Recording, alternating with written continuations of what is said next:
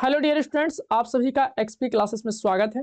आज हम class 12th की केमिस्ट्री के मोस्ट इंपॉर्टेंट टॉपिक्स के बारे में चर्चा करेंगे, जिनको आपको परीक्षा से पहले पढ़कर ही जाना है, उनको बिल्कुल भी नहीं छोड़ना है। और उसके साथ साथ हम पेपर के पैटर्न के बारे में चर्चा करेंगे कि भाई पेपर का पैटर्न कैसे आता है।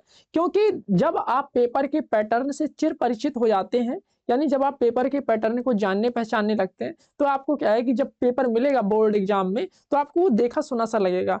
तो उससे ज़्यादा आप घबराएंगे नहीं, उससे और अच्छा स्कोर हो पाएगा। तो चलिए अब हम शुरू करते हैं कि आपकी केमिस्ट्री में आपको किस टाइप के क्वेश्चंस आते हैं, कौन कौन सी चीज़ें आपको पढ़ के जानी है।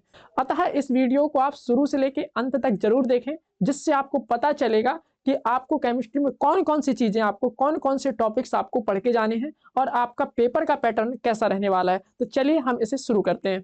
तो सबसे पहले हम बात करते हैं कि क्रोनोलॉजी ऑफ क्वेश्चंस, यानी आपके क्वेश्चंस की जो आपके टाइप्स हैं, वो किस प्रकार से क्वेश्चंस आपके डिजाइन होते हैं, आपके जो क्वेश्चन है वो किस तरह से आपके बनाए जाते हैं, उन सभी के बारे में हम यहाँ पे चर्चा करने वाले हैं। तो अगर हम बात करें तो भाई सबसे पहले आपके आते हैं मल्टीपल चॉइस क्वेश्चन, जिन्हें हम बहुविकल्पी प्रकार के प्रश्न बोलते हैं। और वो आता है आपका एक एक नंबर का, और एक एक नंबर के आपके रहते हैं 6 प्रश्न।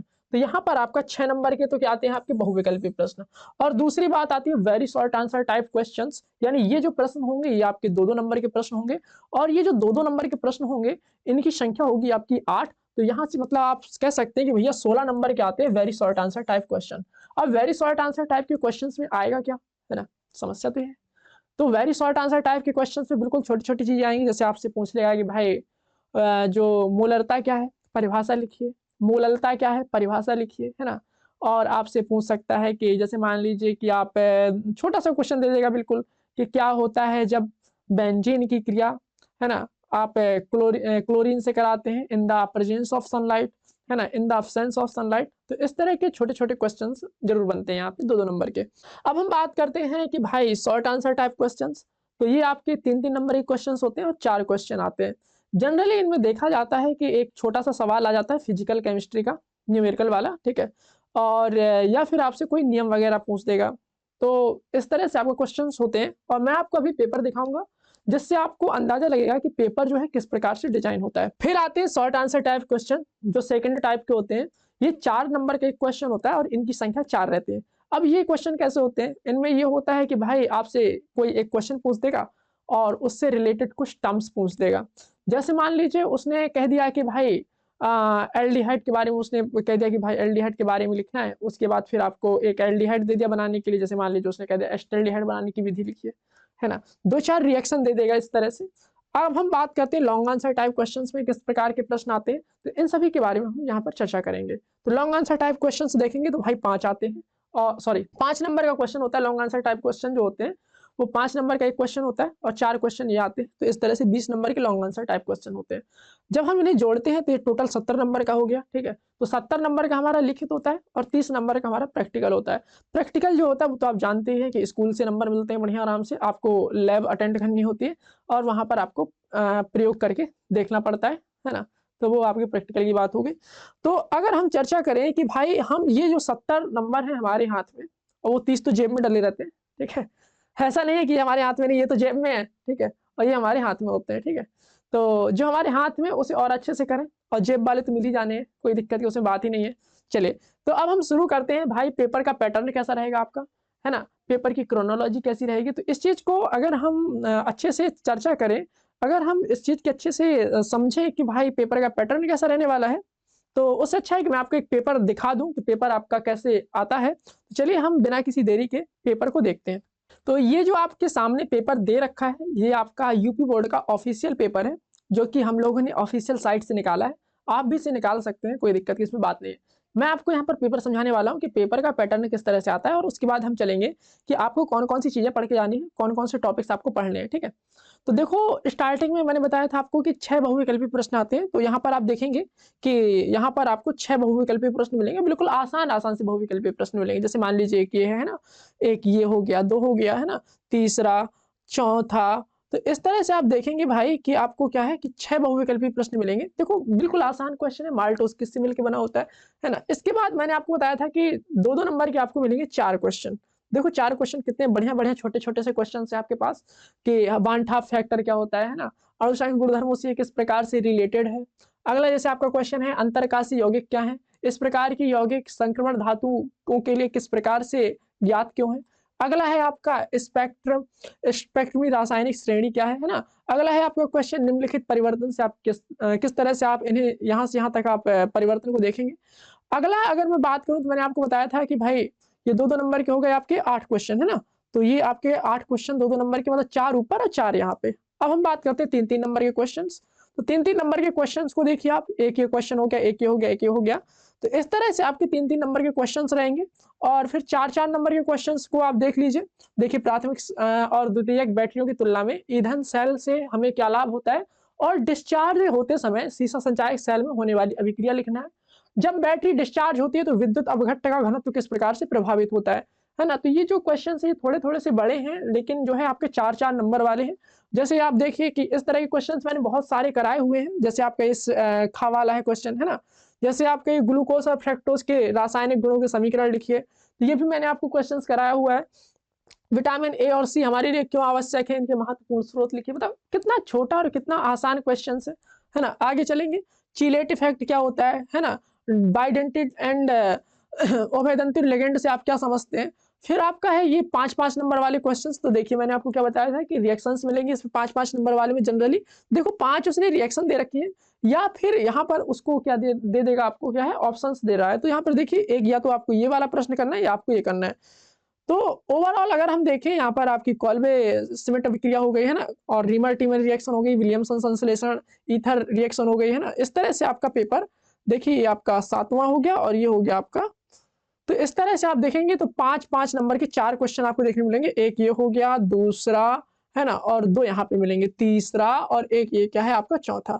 तो 5-5 नंबर के आपके 4 क्वेश्चंस मिलेंगे, 4-4 नंबर के 4 क्वेश्चन मिलेंगे, 3-3 नंबर के 4 क्वेश्चन मिलेंगे और 2-2 नंबर के 8 क्वेश्चन मिलेंगे और 1-1 नंबर का 6 क्वेश्चन मिलेगा। इस तरह से आपका पेपर जो है वो बनता है कितने नंबर का? तो वो बनता है आपका 70 नंबर का। तो ये हमारे हाथ में होते हैं। प्रैक्टिकल वाले तो आपको बताया ही मैंने पहले, तो वो आपके जेब में होते हैं तो बढ़िया आराम से कोई दिक्कत नहीं। अब आपको पढ़ाई कैसे करनी है, कौन-कौन सी चीज़ें पढ़ के जानी है ना? उनके बारे में हम डिटेल में चर्चा करने वाले हैं कि आपको कौन-कौन सी चीज़ें पढ़ के जानी है। मेरी आपको यही सलाह है कि आप ज़्यादा से ज़्यादा क्वेश्चंस करिए, है ना? ज़्यादा से ज़्यादा आप अनसॉल्व्ड पेपर को सॉल्व करिए, है ना? ज़्यादा डिस्ट्रैक्ट मत होइए यहाँ-वहाँ, है ना? ज़्यादा रिसोर्सेज़ पर नहीं पढ़िए कि हम ये भी पढ़ रहे हैं, वो भी पढ़ रहे हैं, फालतू का पढ़ रहे हैं, नहीं, जो भी आपके पास कोई एक सिंगल रिसोर्स हो, उसका मल्टीपल टाइम रिवीजन करिए, ठीक है? अगर आपके पास कोई नोट्स है, तो उसका आप मल्टीपल टाइम रिवीजन करिए, है ना? जो भी चीज़ पढ़ाई जा रही है, उसको आप बार-बार पढ़िए। एक चीज़ को बार-बार पढ़िए, that is more important then किसी बार-बार वाली चीज़ को एक बार पढ़ना। नहीं आया बात समझ में? मैं ये कहना चाहता हूँ कि एक चीज़ को अगर आप 10 बार पढ़ते हैं, तो वो बहुत अच्छी बात है, 10 चीज़ को एक बार पढ़ने की अपेक्षा, है ना? अब ये नहीं कि जैसे हमने एनसीईआरटी पढ़ ली, ओके, उसके बाद दूसरी बुक पढ़ ली, ओके, तीसरी बुक पढ़ ली, ओके, कोचिंग का नोट्स पढ़ लिया, ओके, ऑनलाइन पढ़ लिया, ओके। ये सारी चीज़ें ना पकड़ के केवल एक चीज़ आप पकड़िए और उसी को आप लगातार पढ़िए। बार-बार जब आप पढ़ेंगे तो चीज़ें क्या समझ में आएँगी और समझ में आने के साथ-साथ क्या होगा कि जब आप पढ़ते-पढ़ते इतना प्रैक्टिस कर लेंगे कि वहाँ पर आपसे बढ़िया तरीके से पेपर बनने लगेगा। चलिए अब हम स्टार्ट करते हैं कि हमें कौन-कौन सी चीज़ें पढ़ के जानी है, कौन-कौन से टॉपिक्स जो हैं उनके साथ हमें बिल्कुल भी मज़ाक नहीं करना है। तो चलिए हम शुरू करते हैं। देखिए भाई, केमिस्ट्री में जैसा कि अपन ने चर्चा कर रखा है कि भाई इसमें कितने इसके चैप्टर हैं, तो इसमें जो चैप्टर है वो 10 चैप्टर हैं। बुक आपके पास 2 है ना? दोनों अब तो क्या है कि एनसीईआरटी ने बहुत बढ़िया काम किया है, आपको छोटे-छोटे से चैप्टर रखे हैं। बाकी उसने फालतू के चैप्टर सब हटा ही दिए हैं। बढ़िया आपको पढ़ना है मस्त तरीके से। चलिए, अब हम चर्चा करते हैं कौन-कौन से चैप्टरों में कौन-कौन सी चीज़ें आपको ज़्यादा पढ़नी है। किन चीज़ों पर आपको ज़्यादा गौर करना है, किन चीज़ों पर आपको कम गौर करना है। कहाँ से ज़्यादातर क्वेश्चंस बनने की संभावना है, उनके बारे में हम चर्चा करेंगे। तो ये हमारा पहला चैप्टर है विलयन। ये जो है आपका फिजिकल केमिस्ट्री के अंतर्गत आएगा और इसकी अगर हम बात करें तो ज़्यादातर न्यूमेरिकल्स, हाँ, जो भी न्यूमेरिकल्स होते हैं, जो भी आपके मल्टीपल चॉइस क्वेश्चन होते हैं, वो यहाँ से बनने की बहुत ज़्यादा संभावना होती है। तो हम बात करते हैं इसमें आपको पढ़ना क्या है। तो सबसे पहले आप इसमें पढ़ेंगे कि भाई विलयन क्या होता है। मैं तो आपसे यही कहूँगा कि एक बार उठा के एनसीईआरटी पूरी पढ़ डालिए। क्योंकि एनसीईआरटी जब आप 1 बार, 2 बार, 3 बार पढ़ेंगे ना, तो आपको ये सब चीज़ें समझ में आएँगी आखिर चल क्या रहा है, ठीक है? और मैं आपको एक बात बताऊँ, जब आप पहली बार एनसीईआरटी पढ़ेंगे, तो आपको कुछ समझ में नहीं आएगा, एक तरह से। दूसरी बार पढ़ेंगे तो थोड़ा थोड़ा समझ में आएगा, तीसरी बार पढ़ेंगे और अच्छे समझ में आएगा। जब आप किसी चीज को बार बार पढ़ते हैं तो वो क्या है और अच्छे समझ में आती है। जैसे आपके पास किसी प्रकार के कोई नोट्स हो तो उनको आप बार बार पढ़िए, है ना, बार बार आप रिवाइज कीजिए। तो वही चीज है कि अगर आप किसी चीज को बार बार पढ़ेंगे तो आपके लिए बहुत ज्यादा फायदेमंद साबित होगा। चलिए अब हम चर्चा करते हैं कि विलियन में क्या क्या पढ़ना है आपको। तो सबसे पहले आप पढ़ लीजिएगा भाई विलियन क्या होता है, ठीक है। और अगर हम बात करें यहाँ पर तो आपको पढ़ना है भाई कि विलियन जो होता है वो होता क्या है। उसके बाद आप पढ़ेंगे कि विलियन का जो किस तरह का मिश्रण होता है, तो एक समांगी मिश्रण होता है ना। समांगी मिश्रण से क्या तात्पर्य है, सभी जगह इसके संगठन और गुण जो है समान होते हैं, ठीक है। इसके बाद आप क्या पढ़ेंगे, विलियन पढ़ लिया, इसके बाद विलियनों के टाइप्स पढ़ेंगे। तो यहाँ से एक क्वेश्चन बन जाता है ना, छोटा सा क्वेश्चन बनता है। कभी कभी आपसे 2 नंबर में पूछ लेता है, कभी कभी आपसे मल्टीपल चॉइस क्वेश्चन में एक एक नंबर में पूछ लेता है। तो ये आपको टेबल एक बार देख लेनी है। क्वेश्चन कैसा बनता है, तो क्वेश्चन यहाँ से ऐसे बनेगा कि जैसे आपसे कह दिया जाएगा कि गैसीय विलयन के 2 उदाहरण दीजिए, या आपसे कह दिया जाएगा कि ठोस विलयन के 2 उदाहरण दीजिए। इस तरह से आपसे क्वेश्चन पूछ लेगा। चलिए आगे चलते हैं। तो यहाँ पर अगर मैं बात करूं तो ये जो विलयन की सांद्रता को व्यक्त करना है, कैसे हम सांद्रता को व्यक्त करेंगे, तो द्रव्यमान प्रतिशत हो गया आपका, है ना। ये जितने फॉर्मूले हैं उनसे आप बिल्कुल मजाक नहीं करेंगे।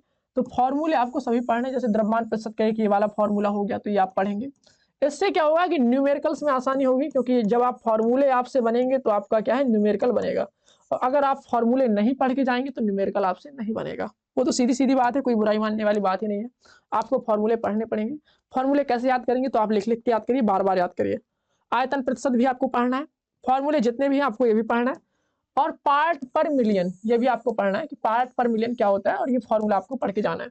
मोल फ्रैक्शन आपको डेफिनेशन के साथ पढ़ना है, क्योंकि बहुत बार इसका जो डेफिनेशन है वो पूछ लिया गया है और आगे इसका बहुत ज्यादा इंपॉर्टेंस है। तो इसको आप विशेष रूप से देखिएगा, मोल फ्रैक्शन क्या होता है ना, मोल अंश। और मोल अंश के बारे में आपको पढ़ना है भाई।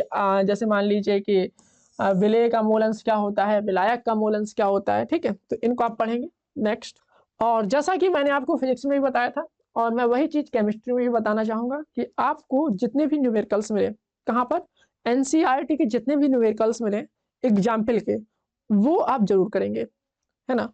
उनसे आप कोई मजाक नहीं करेंगे। जैसे आपका ये एग्जाम्पल है, ये आप बिल्कुल करेंगे, ठीक है।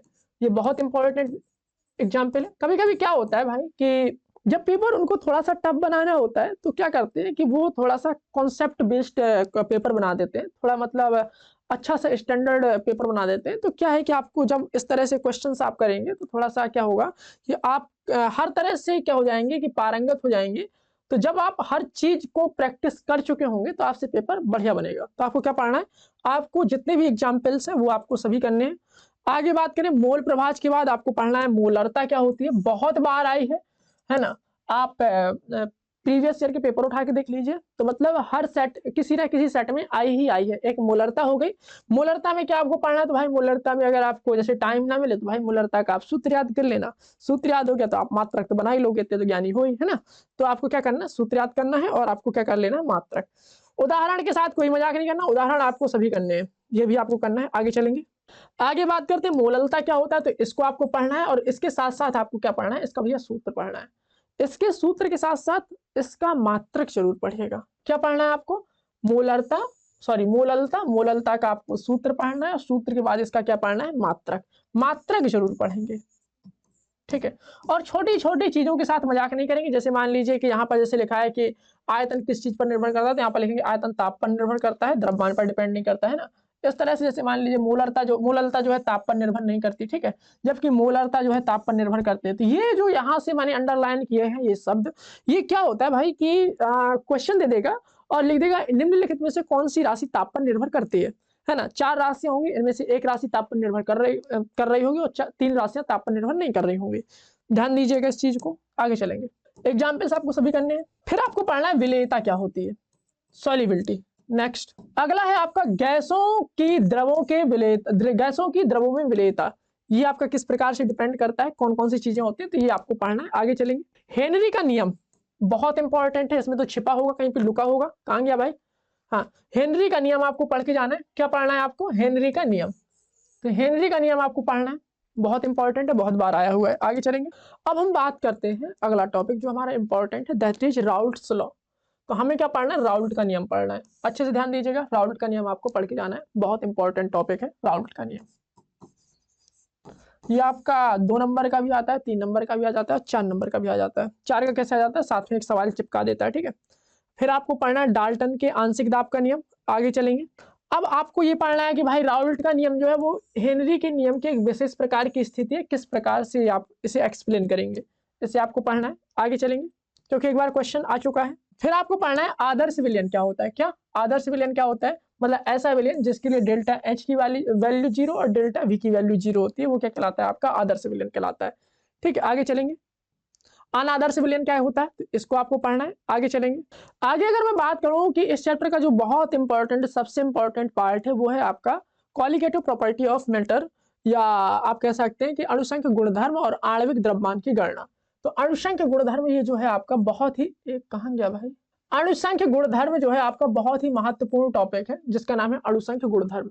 तो अणुसंख्य गुणधर्म आपको पढ़ना है, बहुत डिटेल में मैंने पढ़ाया है आपको अणुसंख्य गुणधर्म क्या होता है ना, ये कितने प्रकार के होते हैं, कौन कौन सी चीजें इन पे आती हैं, है ना। तो आपको अणुसंख्य गुणधर्म क्या कर लेना है, पढ़ना है, अच्छे से पढ़ना है। यहाँ से एक न्यूमेरिकल जरूर आता है,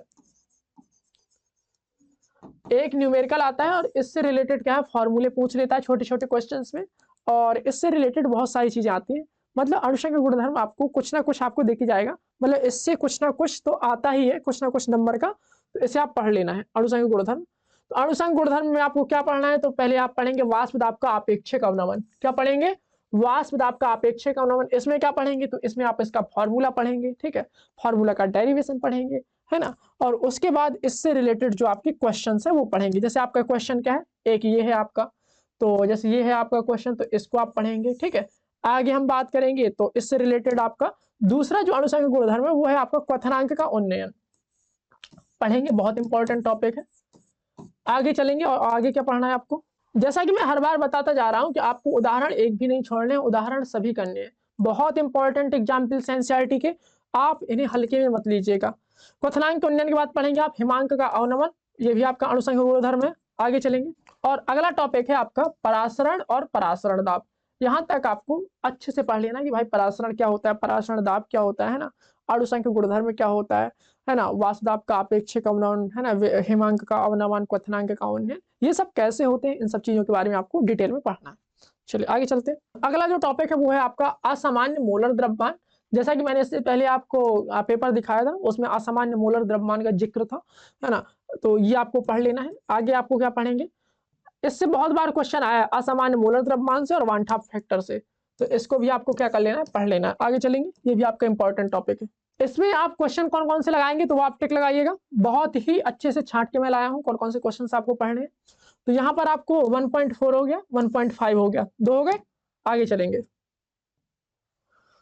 1.6 आपको पढ़ना है, 7 भी, 1.8 भी, 1.9 भी पढ़ेंगे, ठीक है। उसके बाद आप पढ़ेंगे 1.13, उसके बाद आप पढ़ेंगे 1.18, 1.17 और 1.16, 1.19 पढ़ेंगे, और 1. क्या पढ़ेंगे आप, 22। आगे हम देखेंगे, आगे आपको पढ़ना है 1.34, 1.33, 1.32, फिर आपको 1.35, 1.36, 1.37। ये आपको इसलिए इन पर जोर दिया जा रहा है क्योंकि यहाँ से जो है न्यूमेरिकल्स बहुत ज़्यादा बनते हैं, न्यूमेरिकल्स के बनने की संभावना यहाँ से बहुत ज़्यादा है, क्योंकि जब आपके न्यूमेरिकल्स आपके अच्छे होंगे तो जैसे 3-3, 4-4 नंबर के जो क्वेश्चन है वो आपसे बड़े आराम से बन जाएंगे। चलिए आगे चलते हैं। 1.41, 1.38, 39, 40, ये आपको चारों पढ़ने हैं। आगे चलते हैं। तो विलियन जो चैप्टर है आपका बहुत इंपॉर्टेंट चैप्टर है केमिस्ट्री का। इसमें ये जो चीजें मैंने बताई इनको आप जरूर पढ़ लीजिएगा, क्योंकि परीक्षा से पहले जब आप इन चीजों को पढ़ के जाएंगे। और एक बात और इस चैप्टर की विशेषता है कि जो है ना, ये क्या होता है कि जितना आप रिवीजन करेंगे, जितना आप अच्छे से उसे करेंगे, तो उतना ही अच्छे से ये क्या करता है, बनता है ना। तो इसकी आप ध्यान रखेंगे इस चीज को कि आपको कौन कौन सी चीजें से पढ़ना है, ठीक है। चलिए आगे चलते हैं। अगला टॉपिक है दैट इज इलेक्ट्रोकेमिस्ट्री, वैद्युत रसायन। इसमें क्या क्या पढ़ना है, कौन कौन सी चीजें आपकी इंपॉर्टेंट है, उसे आप देखिएगा। सबसे पहले बात आती है कि भाई सेल के बारे में आपको पढ़ना है कि भाई वोल्टेनिक सेल क्या होती है। सबसे पहले आपको पढ़ना है वोल्टेनिक सेल या वोल्टीय सेल।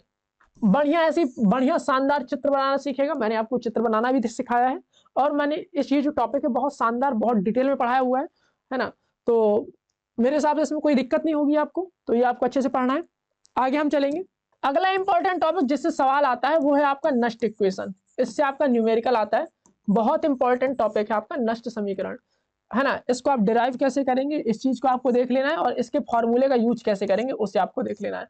आगे आप चलेंगे तो ये जो एग्जाम्पल है आपका बहुत ज्यादा महत्वपूर्ण है। आगे देखते हैं, कई बार क्वेश्चन पूछा गया है इससे कि वैद्युत अपघटनीय विलयनों का चालकत्व क्या है ना, इसका मात्रक क्या होता है ना। जैसे आपका एक कुछ टॉपिक्स है, जैसे मान लीजिए वैद्युत प्रतिरोध है ना, इसका मात्रक क्या होता है, इसका प्रतीक क्या होता है। जैसे आपका विशिष्ट प्रतिरोध क्या होता है ना, प्रतिरोधकता क्या होती है, या विशिष्ट प्रतिरोध या प्रतिरोधकता हो गया, ठीक है। तो इन सब चीजों को, ये जो छोटे छोटे आपके टॉपिक दे रखे हैं, इनको आप पढ़ लेंगे तो ज्यादा अच्छा रहेगा। अगला इंपॉर्टेंट टॉपिक है वो है आपका कोहलराउस का नियम। इसको आपको पढ़ लेना है, कोहलराउस के नियम को। आगे आपका कोहलराउस का नियम होगा तो आपको इसे पढ़ लेना है, ये आपका कोहलराउस का नियम।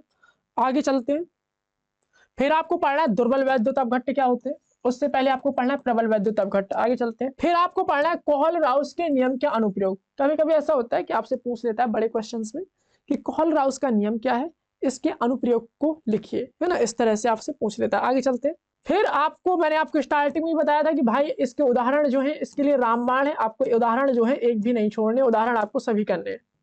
अगला जो वेरी मोस्ट इंपॉर्टेंट टॉपिक है कोहलराउस नियम के बाद, वो है आपका वैद्युत अपघटनीय सेल क्या होती है और वैद्युत अपघटन के बारे में। तो वैद्युत अपघटनीय सेल आपको पढ़नी है, स्टार्टिंग में अपन गैल्वेनिक सेल पढ़ चुके थे, और ये आपकी कौन सी वैद्युत अपघटनीय सेल। इसके बाद आप पढ़ेंगे फैराडे के नियम पढ़ेंगे, उसके बाद फिर आप जाएंगे वैद्युत अपघटन के उत्पाद। फिर आपको अगला जो टॉपिक है वो आपको पढ़ना है बैटरियां। जब पेपर थ्योरेटिकल बनता है तो यहाँ से क्वेश्चन आता है, बैटरियां क्या होती है ना, प्राथमिक बैटरियां क्या होती है, द्वितीयक बैटरियां क्या होती है, तो इसको आपको देख लेना है, द्वितीयक बैटरियां, संचायक बैटरियां, ठीक है। फिर आपको पढ़ना है ईंधन सेल क्या होता है, अगला इंपॉर्टेंट टॉपिक। अब आप रहने दीजिएगा, इतना ही पर्याप्त है, ठीक है। तो समझ गए आपको इसमें क्या क्या पढ़ना है। तो इसमें एक बार क्विक रिवाइज करा दूं मैं आपको क्या क्या पढ़ के जाना है, कौन कौन सी चीज आपको पढ़नी है। तो गैल्वेनिक सेल हो गया आपका, है ना, उसके बाद आपका हो गया नस्ट इक्वेशन, कोहलराउस का नियम, विद्युत अपघटनीय सेल हो गई, है ना, ईंधन सेल हो गई। ये टॉपिक्स आपको बिल्कुल भी छोड़ के नहीं जाने, बढ़िया तरीके से आपको पढ़ के जाना है। आगे चलते हैं थर्ड चैप्टर के पास। अब हम बात करें अगले टॉपिक की, जिसका नाम है केमिकल काइनेमेटिक, रासायनिक बलगत की। इसमें आपको कौन कौन सी चीजें पढ़नी उसको आप देखेंगे। बहुत ही शानदार और बहुत ही टेक्निकल चैप्टर है, मजेदार आपका चैप्टर है, मजा आ जाएगा आपको इसको पढ़ के। तो सबसे पहले आपको पढ़ना है यहाँ पे, बहुत इंपॉर्टेंट है, वो है आपका रासायनिक अभिक्रिया का वेग क्या होता है। फिर आपको पढ़ना है यहाँ से उदाहरण, मैं आपको स्टार्टिंग से बता रहा हूँ, शुरू से बता रहा हूँ, बार बार बता रहा हूँ, चाहे फिजिक्स हो, चाहे केमिस्ट्री हो, चाहे मैथमेटिक्स हो, आपको उदाहरण किसी के भी नहीं छोड़ने हैं, उदाहरण आपको सभी लगाने हैं। बहुत इंपॉर्टेंट उदाहरण दिए हुए हैं एनसीईआरटी ने छांट छांट के। आगे चलेंगे, अभिक्रिया के वेग की जो सांद्रता पर निर्भरता, ये आपको पढ़ लेना है। और फिर आपको पढ़ना है वेग व्यंजक और वेग स्थिरांक क्या होता है, आगे देखेंगे। फिर यहां से आपका बहुत इंपॉर्टेंट चीज शुरू होती है, जिसका नाम है अभिक्रिया की कोटि, है ना। आगे आपको पढ़ना है अभिक्रिया की कोटि के साथ साथ आप पढ़ेंगे प्रथम कोटि की अभिक्रिया और शून्य कोटि की अभिक्रिया और प्रथम कोटि की अभिक्रिया। तो यहां से आपको पढ़ना है शून्य कोटि की अभिक्रिया क्या होती है। अब इसमें आप क्या क्या पढ़ेंगे, तो इसमें आप क्या पढ़ेंगे, इसके वेग स्थिरांक का व्यंजक पढ़ेंगे और उसकी इकाई पढ़ेंगे, ठीक है, क्लियर इतना। आगे फिर आप क्या पढ़ेंगे, शून्य कोटि की अभिक्रिया के साथ पढ़ेंगे आप प्रथम कोटि की अभिक्रियाएं, बस इतना ही पढ़ना है आपको। ये नहीं अब आप द्वितीय कोटि की अभिक्रिया नहीं पढ़ना, हालांकि होगा भी नहीं, सिलेबस में नहीं है आपके, ठीक है। और जितने भी उदाहरण है वो आप जरूर देख लीजिएगा, एग्जाम्पल बहुत इंपॉर्टेंट है। फिर आपको पढ़ना है अर्ध आयु क्या होती है अभिक्रिया की, है ना, कि जैसे कोई अभिक्रिया है उसमें जब आपका अभिक्रिया है वो आपकी प्रारंभिक सांद्रता के आधे होने में जितना टाइम लगाता है उसे क्या कहते हैं, अर्धायु कहते हैं। अर्धायु को रिप्रेजेंट करते हैं टी हाफ से, और अर्धायु जो है समय का मात्रक, समय को ही रिप्रेजेंट करता है, तो उसका मात्रक क्या हो जाएगा, सेकंड हो जाएगा, ठीक है। तो इसको आपको पढ़ लेना है, और साथ साथ आपको जो एग्जाम्पल है, एग्जाम्पल आपको एक भी नहीं छोड़ने हैं। चलिए आगे चलते हैं, सक्रियण ऊर्जा भी आपको पढ़नी है। कहाँ गई सक्रियण ऊर्जा, सक्रियण ऊर्जा एक्टिवेशन एनर्जी, इसको आप जरूर पढ़ के जाइएगा, है ना। आगे चलते हैं, अगर मैं बात करूं तो इस चैप्टर के आपको सभी न्यूमेरिकल्स करने हैं। ये जो रासायनिक बलगत की चैप्टर है, इसके आपको सभी न्यूमेरिकल्स करने हैं, जितने भी आपको न्यूमेरिकल्स दिखाई दे सभी आपको करने हैं इसमें। जैसे मान लीजिए आपका पहला वाला, तो पहला आपको क्वेश्चन करके देखना है, क्योंकि इस तरह का क्वेश्चन आ चुके हैं कई बार। अगला अगर हम देखें तो अगला जो है आपको ये वाला क्वेश्चन भी करना है, फिर आपको ये वाला क्वेश्चन भी करना है, ये वाला क्वेश्चन भी करना है, ये भी करना है, ठीक है। तो आपको क्या करना है कि ये जो आपकी एक्सरसाइज है चैप्टर 3 की, वो आपको पूरी कर लेनी है, एक भी क्वेश्चन नहीं छोड़ना है, क्योंकि ये जो चैप्टर के 3 का जो कह सकते हैं कि जो भी आपका मटेरियल दिया हुआ है एक्सरसाइज में, बहुत इंपॉर्टेंट मटेरियल है। और एक बार मैं क्विक रिवाइज करा दूं कि आपको कौन कौन सी चीजें इसमें पढ़नी है। तो आपको इसमें पढ़नी है सबसे पहले अभिक्रिया का भैया वेग क्या होता है ना, फिर आपको अभिक्रिया की कोटि पढ़नी है, प्रथम शून्य कोटि की अभिक्रिया पढ़नी है, प्रथम कोटि की अभिक्रिया पढ़नी है ना, अभिक्रिया के वेग को प्रभावित करने वाले कारक पढ़ने हैं, फिर आपको पढ़ना है आपको एक्टिवेशन एनर्जी क्या होती है, ठीक है। और उसके साथ साथ ही आपको बहुत सारे क्वेश्चंस करने हैं एक्सरसाइज के। ध्यान दे लीजिए, लिख लीजिए, नोट कर लीजिए कि आपको चैप्टर 3 के न्यूमेरिकल्स आपको जितने भी मिले, आपको सभी न्यूमेरिकल्स बढ़िया तरीके से लगा के जाने हैं, खासकर शून्य कोटि अभिक्रिया और प्रथम कोटि अभिक्रिया से रिलेटेड। चलिए आगे चलते हैं चैप्टर 4 की तरफ। अगला चैप्टर है आपका डी एंड एफ ब्लॉक के एलिमेंट, डी और एफ ब्लॉक के तत्व। अब इसमें क्या क्या पढ़ना है, तो देखो अगर हम बात करें डी और एफ ब्लॉक के तत्व की, तो ये ना केवल यहाँ जब आप उच्च शिक्षा प्राप्त करेंगे तो वहां भी ये बहुत ज्यादा इंपॉर्टेंट है, बहुत ज्यादा महत्वपूर्ण टॉपिक है आपका बोर्ड परीक्षा की दृष्टि से भी और आगे बढ़ने की दृष्टि से भी। तो इससे आप बिल्कुल भी मत छोड़िएगा और इसे छोड़ने की गलती भी मत करिएगा। तो डी और एफ ब्लॉक के जो तत्व हैं आपके, उनमें आपको कौन कौन सी चीजें पढ़नी है वो मैं आपको बता दूं। देखिए सबसे पहले आपको पढ़ना है भाई डी ब्लॉक के एलिमेंट्स क्या होते हैं, ठीक है। उसके बाद आप पढ़ेंगे कि डी ब्लॉक के एलिमेंट्स को हम ट्रांजिशन एलिमेंट्स क्यों कहते हैं, संक्रमण तत्व क्यों कहते हैं, ठीक है। उसके बाद आप पढ़ेंगे कि इनका इलेक्ट्रॉनिक कॉन्फ़िगरेशन मतलब इनका इलेक्ट्रॉनिक विन्यास क्या होता है। मैं भी ये सब चीजें आपको दिखाऊंगा एक एक करके, ठीक है। फिर आपको ये पढ़ना है कि भाई ये जो डी ब्लॉक के एलिमेंट्स हैं ये कॉम्प्लेक्स कंपाउंड कैसे बनाते हैं, है ना। कॉम्प्लेक्स कंपाउंड मींस जटिल यौगिक कैसे बनाते हैं, है ना। और भी इनकी बहुत सारी विशेषताएं पढ़नी है ना। तो चलिए हम चर्चा करते हैं कि डी ब्लॉक के एलिमेंट्स में आपको क्या क्या पढ़ना है, फिर एफ ब्लॉक के एलिमेंट्स में आपको क्या क्या पढ़ना है। चलिए स्टार्ट करते हैं। तो सबसे पहले हम बात करें डी ब्लॉक के एलिमेंट्स को हम कहते क्या है, तो संक्रमण तत्व कहते हैं। संक्रमण तत्व मतलब ट्रांजिशन एलिमेंट, तो आपको संक्रमण तत्व के बारे में पढ़ना है। सबसे पहला क्वेश्चन यही रेस होता है कि भाई डी ब्लॉक के एलिमेंट्स को हम संक्रमण तत्व क्यों कहते हैं, है ना, ट्रांजिशन एलिमेंट्स क्यों कहते हैं डी ब्लॉक के एलिमेंट्स को। तो आप जरूर पढ़िएगा कि इन्हें संक्रमण तत्व क्यों कहते हैं। आगे जो है डी ब्लॉक के जो तत्व हैं उनका इलेक्ट्रॉनिक कॉन्फ़िगरेशन क्या होता है, यानी इलेक्ट्रॉनिक विन्यास क्या होता है, बहुत अच्छे तरीके से पढ़ के जाएंगे। आगे अगर हम देखें संक्रमण तत्वों के गुण, यानी डी ब्लॉक के जो तत्व हैं उनके सामान्य गुण कौन कौन से हैं। जैसे मान लीजिए हम जानते हैं कि डी ब्लॉक के जो तत्व हैं जनरली धातु हैं, धातु के जैसे गुण क्या हो जाएंगे, डक्टाइलिटी है ना, और मेलिएबिलिटी, सोनोरस मतलब तन्यता हो गया है ना, और आघात वर्गनीयता हो गया, और आपका हो जाएगा जैसे मान लीजिए सोनोरस मतलब अगर आप पीटेंगे तो भाई वो आवाज करेंगे, ठीक है। फिर आपको पढ़ना है भाई इनके भौतिक गुण क्या हैं, फिर इनके पढ़ेंगे आप रासायनिक गुण, ठीक है। फिर आपको पढ़ना है इनकी आयनाइजेशन एंथैल्पी क्या होती है। मैं आपको कुछ क्वेश्चंस बता दे रहा हूँ, कुछ फेवरेट क्वेश्चन इनके। Cu डाई पॉजिटिव के बारे में ये बहुत ज्यादा पूछता है, इसका इलेक्ट्रॉनिक कॉन्फ़िगरेशन। Cu पॉजिटिव के बारे में बहुत पूछता है भाई, इसका इलेक्ट्रॉनिक कॉन्फ़िगरेशन। फिर ये पूछता है कि इन दोनों में भाई साहब कौन ज्यादा स्थायी है ना, कौन ज्यादा स्थायी है तो क्यों स्थायी है। इस तरह के क्वेश्चंस आप जरूर देखिएगा, है ना, क्योंकि ये क्वेश्चन जो है ना सीबीएसई बोर्ड वाला भी बहुत पूछता है कि Cu डाई पॉजिटिव और Cu पॉजिटिव में कौन ज्यादा पावरफुल है, कौन ज्यादा स्टेबल है, ठीक है। आगे चलेंगे, आपको पढ़ना है ऑक्सीडेशन स्टेट, ऑक्सीकरण अवस्था, है ना, ये परिवर्ती ऑक्सीडेशन स्टेट को शो करते हैं। आगे हम देखेंगे तो जैसा कि मैंने आपको बताया कि डी ब्लॉक के एलिमेंट्स की सभी प्रकार के गुण आपको पढ़ने, जैसे आपका चुंबकीय गुण हो गया तो ये भी आपको पढ़ लेना है ना। ये आपको बहुत महत्वपूर्ण जो आपके गुण है वो तो आपको पढ़ के ही जाना, जैसे चुंबकीय गुण क्या होता है ना। डी ब्लॉक का जैसे आपको कोई आपको एलिमेंट दे देगा और वो उसका जैसे मान लीजिए कोई भाग दे देगा, वो कह देगा कि आपसे पूछेगा ये चुंबकीय है या प्रतिचुंबकीय है, या कुछ आपको इस तरह से दे देगा कि भाई एक बहुविकल्पीय प्रश्न दे देगा, ऊपर लिखेगा निम्नलिखित आयनों में से कौन सा आयन प्रतिचुंबकीय है, नीचे आपको 4 ऑप्शन दे देगा, ठीक है। तो ये कंसेप्चुअल क्वेश्चंस हैं, आपको ध्यान देना है और पढ़ना भी है, ठीक। ये आपको पढ़ना है, बहुत ज्यादा इंपॉर्टेंट है कि ये जो डी ब्लॉक के एलिमेंट्स हैं कलर्ड आयन कैसे बनाते हैं, रंगीन आयन कैसे बनाते हैं। तो डी ब्लॉक के एलिमेंट्स का जो रंगीन आयन का बनाना, ये आपका बहुत ज्यादा पूछा जाता है क्वेश्चन है, और ये उनका फेवरेट क्वेश्चन है। तो आपको ध्यान रखना है कि डी ब्लॉक के जो यौगिक हैं वो कलर्ड कंपाउंड कैसे बनाते हैं, कलर्ड आयन आपको कैसे बनाते हैं, ठीक है। आगे चलेंगे, फिर इनका आपको पढ़ना है उत्प्रेरकीय गुण, कैटालिटिक प्रॉपर्टी, फिर आपको पढ़नी है। आगे चलेंगे, फिर आपको पढ़ना है धातुओं के ऑक्साइड और ऑक्सो ऋण आयन, फिर आप पढ़ेंगे लेंथेनाइड के बारे में। लेंथेनाइड मतलब एफ ब्लॉक के एलिमेंट्स होंगे, ठीक है। तो आपको पढ़ना है अंतर संक्रमण तत्व, यानी इनर ट्रांजिशन एलिमेंट। फिर आपसे क्वेश्चन ये पूछा जाता है कि भाई एफ ब्लॉक के तत्वों को हम इनर ट्रांजिशन एलिमेंट्स क्यों कहते हैं। जो इनर ट्रांजिशन एलिमेंट्स मतलब अगर हम बात करें तो अंतर संक्रमणिक तत्व क्यों कहते हैं इनको, है ना। तो वो आपको रीजन बताना है, रीजन आपको तब पता चलेगी जब आप इसे अच्छे से पढ़ेंगे, ठीक है। तो अंतर संक्रमण तत्व जो आपसे पूछे जाते हैं, लेंथेनाइड आपको पढ़ना है, और फिर आपको पढ़ना है एक्टिनाइड। अगर हो सके तो आपको इनको याद कर लेना है ना, वो तो हो नहीं पाएगा। इलेक्ट्रॉनिक विन्यास आप रहने दीजिएगा एफ ब्लॉक का, क्योंकि नहीं पूछा जाता ज्यादा। एफ ब्लॉक के तत्व में कुछ एक गुण पाया जाता है जैसे मान लीजिए लैंथेनाइट संकुचन और एक्टिनाइट संकुचन, इनको आप जरूर पढ़िएगा, ठीक है। चलिए, तो मैं यहाँ पे आपको क्विक रिवीजन करा दे रहा हूँ कि आपको कौन कौन सी चीजें आपको पढ़ के जानी चाहिए डी और एफ ब्लॉक के तत्वों में। तो सबसे पहले आपको पढ़ के जाना चाहिए इसका इंट्रोडक्शन कि भाई डी ब्लॉक के तत्वों में कौन कौन सी चीजें आती हैं, है ना। प्राथमिक संक्रमण श्रेणी के तत्व, द्वितीयक संक्रमण श्रेणी के तत्व, तो इस तरह से आपको ये पढ़ना है, ठीक है। आपको दूसरी चीज ये पढ़नी है कि भाई डी ब्लॉक के तत्वों को हम संक्रमण श्रेणी के तत्व क्यों कहते हैं। तीसरा आपको इनके गुण पढ़ने हैं, भौतिक गुण पढ़ना है, रासायनिक गुण पढ़ना है डी ब्लॉक के तत्वों का। भौतिक गुण में अगर मैं बात करूं तो आपको ये पढ़ना है कि भाई ये जो है होते कैसे हैं, है ना। अगर मैं बात करूं कि इनको और क्या पढ़ना है तो आपको इनका पढ़ना है चुंबकीय गुण पढ़ना है कि भाई चुंबकीय गुण क्या होता है ना। फिर आपको ये पढ़ना है कि भाई जो डी ब्लॉक के तत्व हैं ये कलर्ड आयन कैसे बनाते हैं, ठीक है। इसके बाद आपको पढ़ना है एफ ब्लॉक के तत्वों को। एफ ब्लॉक के जब तत्व आप पढ़ेंगे तो उसमें से आपको पढ़ना है एफ ब्लॉक के तत्वों के बारे में कि इन्हें हम अंतर संक्रमण तत्व क्यों कहते हैं। फिर आपको लेंथेनाइट के बारे में पढ़ना है, फिर आपको एक्टिनाइट्स के बारे में पढ़ना है, ठीक है, क्लियर इतना।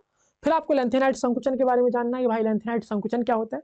तो ये जो मैंने क्वेश्चन अभी बताए ये बहुत ही संभाव्य क्वेश्चंस हैं, मोस्ट प्रोबेबल क्वेश्चंस हैं that can be asked in your examination. चलिए आगे चलते हैं। अगला अगर मैं बात करूं तो अगला है आपका 5वां चैप्टर, दैट इज उपसह संयोजी यौगिक या उपसह संयोजन यौगिक। अगर मैं इसको बात करूं तो इसको हम बोलते हैं कि कोऑर्डिनेशन कंपाउंड, है ना। डी और एफ ब्लॉक के तत्व हो गया और ये उपसह संयोजन यौगिक हो गया। ये दो चैप्टर जो है ना बहुत ज्यादा महत्वपूर्ण चैप्टर है ना। इनसे जो क्वेश्चंस हैं बहुत अच्छे क्वेश्चंस बनते हैं और बहुत ज्यादा क्वेश्चन आते हैं। चलिए तो हम इनकी चर्चा करते हैं कि इनमें आपको क्या क्या पढ़ के जाना चाहिए, ठीक है। तो सबसे पहले हम बात करते हैं कि भाई सबसे पहले आपको यही पढ़ना चाहिए कि उपसह संयोजन यौगिक क्या कहलाते हैं, ये आपके बनते कैसे हैं, ठीक है। तो मैं यहाँ पे डिटेल में एक्सप्लेन करने नहीं आया हूँ, मैं आपको तो ये बताने आया हूँ कौन कौन सी चीजें आपको पढ़नी है, ठीक है। तो आपको पढ़नी है उपसह संयोजन यौगिक के बारे में कि भाई ये होते क्या है ना। जैसा कि आप पहले पढ़ चुके हैं कि जो डी ब्लॉक के तत्व हैं और एफ ब्लॉक के तत्व हैं वो आपके वो क्या करते हैं, तो वो आपके डी और एफ ब्लॉक के जो आपके तत्व होते हैं वो आपके कह सकता हूं मैं कि संकुल यौगिक का निर्माण करते हैं। और आपको यहाँ पर देखना है कि संकुल यौगिक के निर्माण किस तरह से आपको करते हैं। ये आपको उपसह संयोजन, ए भाई क्या हो गया रे। तो यहाँ पर आपको पढ़ना है कि जैसे आपका डी और एफ ब्लॉक कंप्लीट हो गया तो फिर आप पढ़ेंगे उपसह संयोजन यौगिक क्या होते हैं, और डी और एफ ब्लॉक के तत्वों के बाद आप पढ़ेंगे उपसह संयोजन यौगिक के बारे में। फिर अगर मैं बात करूं कि इसके बाद आपको क्या देखना है, फिर आपको पढ़ना है कि भाई जो ये होते हैं प्राइमरी वैलेंसी क्या होती है और सेकेंडरी वैलेंसी क्या होती है। प्राथमिक संयोजकता के बारे में आपको पढ़ना है और द्वितीयक संयोजकता के बारे में पढ़ना है। तो यहाँ पर एक वैज्ञानिक हुए हैं जिनका नाम है वर्नर। क्या नाम है भैया, वर्नर। तो आपको वर्नर की थ्योरी जरूर पढ़नी है, that is very important theory. कौन सी थ्योरी, वर्नर की थ्योरी, वर्नर का सिद्धांत। तो यहाँ पर अगर मैं बात करूं तो आपको क्या पढ़ना है, वर्नर का सिद्धांत, ठीक है। वर्नर का सिद्धांत कैसे दे रखा है तो उसने बताया भाई प्राथमिक संयोजकता के बारे में बताया, द्वितीयक संयोजकता के बारे में बताया। मैं यहाँ पे एक्सप्लेन नहीं करूंगा वर्नर का सिद्धांत, आप यहाँ पर देख लीजिएगा। तो ये बहुत इंपॉर्टेंट चीज है वर्नर थ्योरी, तो इसे आप बिल्कुल नहीं छोड़िएगा, ठीक है। नहीं तो आप जाने आपका काम जाने फिर। ये आपकी कुछ अभिधारणाएं हैं वर्नर थ्योरी से रिलेटेड कि ये आपकी 4-5 अवधारणाएं हैं, तो इन्हें आप पढ़ेंगे। आगे चलते हैं। ये जानकारी के लिए आप एक बार रीड कर लीजिएगा तो आपको समझ में आ जाएगा कि भाई द्विलवण और संकुल में क्या अंतर होता है ना, कि द्विलवण क्या होता है और संकुल क्या होता है। तो इनमें आपको डिफरेंसेस पता चल जाएंगे। आगे हम बात करते हैं कि भाई इनकी जो कोऑर्डिनेशन इंटाइटी, या हम कह सकते हैं कि अरे भाई कि उपसह संयोजन सत्ता या समन्वय सत्ता या कोऑर्डिनेशन इंटाइटी, अगर हम बात करें कि इनके बारे में तो इसको आपको पढ़ लेना है। फिर आपको पढ़ना है कि भाई जो आपका, मैं आपको अभी यहाँ पे एग्जाम्पल दे देता हूँ एक। जैसे मान लो मैंने एक उपसह संयोजी यौगिक ले लिया K4FeCN6। इसमें आपको कुछ चीजें जानने की आवश्यकता होती है कि भाई इसमें जो है सेंट्रल मेटेलिक एटम कौन सा है ना, इसका लिगेंड कौन सा है। तो कुछ चीजें आपको पढ़नी चाहिए। जैसे आपका हो गया सेंट्रल मेटेलिक एटम, केंद्रीय धातु परमाणु क्या है, या केंद्रीय धातु परमाणु या केंद्रीय परमाणु या केंद्रीय आयन क्या है। फिर आपको क्या पढ़ना चाहिए, फिर आपको पढ़ना चाहिए लिगेंड्स क्या होते हैं, ठीक है। फिर आपको पढ़ना चाहिए कि, चलो मैं ज्यादा उसके डिटेल में नहीं जाता हूं, मैं आपको बता दे रहा हूं क्या क्या आपको पढ़ना है। तो यहां पर आपको पढ़ना है भाई साहब कि केंद्रीय परमाणु क्या होता है, ठीक है। बहुत ज्यादा क्वेश्चन आते हैं इससे। आगे मैं बात करूं लिगेंड, जो कि हम अभी पढ़ रहे थे कि लिगेंड क्या होते हैं, तो आपको ये लिगेंड पढ़ लेने हैं, है ना। लिगेंड के टाइप पढ़ने हैं कि भैया लिगेंड के जो टाइप होते हैं वो कौन कौन से होते हैं। जैसे मैं आपको बता दूं कि यूनिडेंटेड लिगेंड होता है, बाइडेंटेड लिगेंड होता है, ट्राइडेंटेड लिगेंड होता है ना, और पॉलीडेंटेड लिगेंड होता है ना। तो आपको लिगेंड के प्रकार पढ़ने, एक दंतुर लिगेंड और द्विदंतुर लिगेंड, बहुदंती लिगेंड, ठीक है। अब जैसे ये लिखा है ना EDTA, इथाइलिन डाइअमीन टेट्राएसीटेट, तो इसका आपको फॉर्मूला जरूर देख लेना कि भाई साहब इथाइलिन डाइअमीन टेट्राएसीटेट का जो फॉर्मूला होता है वो क्या होता है, ठीक है। चलिए आगे चलते हैं। फिर आपको पढ़ना है यहाँ पे कि भाई चीलेट क्या होता है, और यहाँ पर फिर आपको पढ़ना है कि भाई चीलेट से जो आपका बनता है चीलेट कॉम्प्लेक्सेस है ना, वो क्या होते हैं। तो इतना आपको ध्यान देना है। आगे चलते हैं। फिर आपको पढ़ना है भाई कोऑर्डिनेशन नंबर क्या होता है, कोऑर्डिनेशन नंबर, उप से संयोजन संख्या, आगे चलेंगे आप पढ़ेंगे। फिर आपको पढ़ना है कोऑर्डिनेशन स्फीयर क्या होता है, और फिर आपको केंद्रीय धातु परमाणु की ऑक्सीडेशन स्टेट पढ़नी, फिर आपको होमोलैप्टिक और हेटेरोलैप्टिक संकुल कॉम्प्लेक्सेस पढ़ने। फिर आगे अगर बात करें एक केंद्रीय उप से संयोजन, मैं आपको एक बात और बता दूं कि आप ये जरूर पढ़ के जाइएगा कि भाई IUPAC नोमेनक्लेचर इनका क्या होता है। IUPAC नोमेनक्लेचर, IUPAC नामकरण, ठीक है, कि उपसे संयोजी यौगिक जो होते हैं उनका IUPAC नामकरण आप कैसे करेंगे, है ना। या IUPAC नामकरण में लिखा हुआ है तो भाई उसके से ये लिखा हुआ है भाई साहब tetraammine try aqua chromium third chloride. अब जैसे इसको लिखना है तो भाई इसे कैसे लिखोगे, है ना। जैसे टेट्राएमीन, तो एमीन, सॉरी टेट्रा नहीं, सॉरी ट्राईएमीन लिखा हुआ। ट्राईएमीन मतलब NH3 को बोलते हैं अपन एमीन, और ट्राई का मतलब इसके कितने हैं, 3 लोग जुड़े हुए हैं, ओके। फिर वो क्या कह रहा है, ट्राई एक्वा, ट्राई एक्वा को मतलब क्या है कि भाई एक्वा बोलते हैं जल को, तो H2O आपका जल है और इसके कितने मॉलिक्यूल हैं, 3 है। फिर वो कह रहा है क्रोमियम, तो क्रोमियम आप जोड़ दो। थर्ड, पहले अपन इसे बैलेंस कर लेते हैं, थर्ड मतलब 3 पॉजिटिव, तो 3 ठो क्लोराइड आयन आप लगा दो ऐसे, तो इस तरह से आपका आएगा, ये आपका इसका फॉर्मूला होगा, ठीक है। अगर आपको ऐसा दिया है तो ऐसा आपसे पूछ सकता है, ऐसा दिया है तो आपसे ऐसा पूछ सकता है। तो मैं वही बता रहा था आपको कि आपको क्या रखना है, IUPAC नोमेनक्लेचर का बहुत ध्यान रखना है। IUPAC नोमेनक्लेचर आप कैसे तैयार करेंगे वो आपको अच्छे से पढ़ना पड़ेगा, और आपको ध्यान देना पड़ेगा भाई NH3 को क्या कहते हैं, है ना, जैसे अमीन कहते हैं, H2O को क्या कहते हैं, एक्वा कहते हैं, है ना, CN को क्या कहते हैं, सियानो कहते हैं। तो कुछ चीजों को आप ध्यान देना ही पड़ेगा। जैसे आपके भाई साहब ये वाले हो गए, है ना, तो जैसे ये है तो ये क्या है आपका, तो मैं आपको इसका नाम बता दूं आपको। जैसे ये है आपका NH2CH2 CH2 NH2, इसका नाम होता है भाई साहब, अगर मैं बात करूं इसके नामकरण की, तो जैसे ये है आपका, तो ये जो है आपका, ये कौन है आपका, तो यहाँ पर आप देखेंगे इसका अगर नाम मैं देखूं तो जैसे अपन पहले पढ़ चुके हैं भाई IUPAC नाम कैसे रखते हैं। तो ये है आपका, जैसे ये क्या है, एमीन के 2 लोग हैं, ओके, ये है, ठीक है। इसे बोलेंगे इथेन, ठीक है, 1,2 डाइअमीन, ओके। कितने लोग हैं, 3 लोग हैं, तो बोलेंगे ट्रिस, तो ट्रिस इथेन 1,2 डाइअमीन, और कौन बचा भाई, cobalt, okay, third sulphate, clear इतना। ओ भाई आगे चल। तो इस तरह से आपको इनके नाम याद रखने हैं भाई, और कुछ नहीं है। अगला आपको ध्यान रखना है कि भाई इनकी जो समावयवता है वो किस प्रकार से डिपेंड करती है ना। इनके अंदर जो आइसोमेरिज्म है, जैसे त्रिविम समावयवता और फिर आपकी संरचनात्मक समावयवता। त्रिविम समावयवता किस प्रकार से होती है आपको पढ़ने, ज्योमेट्रिकल जो समावयवता है वो, और फिर आपको पोलराइजेशन समावयवता, या आप कहेंगे ज्यामितीय समावयवता और ध्रुवण समावयवता। फिर आपको पढ़ना है बंधन समावयवता, आयनन समावयवता, ये आपको सभी पढ़ने हैं क्योंकि बहुत ज्यादा इंपॉर्टेंट है और लॉन्ग क्वेश्चन में आते हैं। चलिए अगला आपका है बैलेंस बॉन्ड थ्योरी, संयोजकता आबंध सिद्धांत, बहुत इंपॉर्टेंट टॉपिक है, बहुत अच्छे से आप पढ़ेंगे बैलेंस बॉन्ड थ्योरी। आगे चलेंगे, यहीं से आपको संकरण के बारे में ज्ञान होगा, और संकरण बहुत ज्यादा पूछे जाते हैं, तो ये सब एग्जाम्पल है। अगला है आपका CFT क्रिस्टल फील्ड थ्योरी, ये क्या होती है ये भी आपको पढ़ना है। क्रिस्टल फील्ड थ्योरी क्या होती है इनके बारे में आपको समझना है, ठीक है। तो इसको आप डिटेल में पढ़ेंगे, बहुत इंपॉर्टेंट है, इससे आप छोड़ के नहीं जाएंगे। तो जैसा कि मैंने आपको यहाँ पे बताया कि इसका एक बार क्विक रिवाइज करा देता हूँ कि आपको कौन कौन सी चीजें आपको पढ़ के जानी है। सबसे पहले आपको पढ़ के जाना है भाई उपसे संयोजी यौगिक क्या होते हैं, ठीक है। उसके बाद आपको केंद्रीय धातु परमाणु, ठीक है, और उसके बाद आपको लिगेंड्स के बारे में पढ़ना है, लिगेंड के टाइप पढ़ने हैं, उसके बाद आपको बैलेंस बॉन्ड थ्योरी पढ़नी है, उसके बाद आपको कह सकते हैं क्रिस्टल फील्ड थ्योरी पढ़नी है, ठीक है, आपको संक्रमण वगैरह पढ़ना। तो ये सारी चीजें आपको पढ़ के जानी है, इनसे आप मजाक नहीं करेंगे।